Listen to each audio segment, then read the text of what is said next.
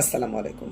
আমি doctor Amina Ferdous, senior consultant, general physician এবং homeopathy গবেষক।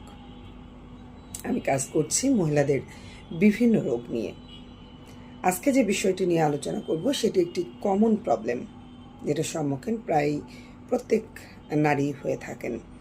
এটি হচ্ছে হট ফ্ল্যাশ বা গরম ঝলকানি।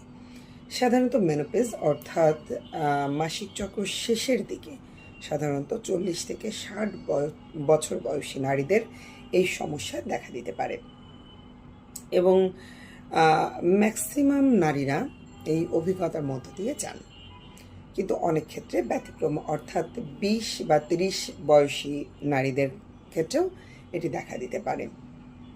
এটি খুবই সাধারণ অথচ খুবই অস্বস্তিদায়ক ও আরামদায়ক একটি সমস্যা।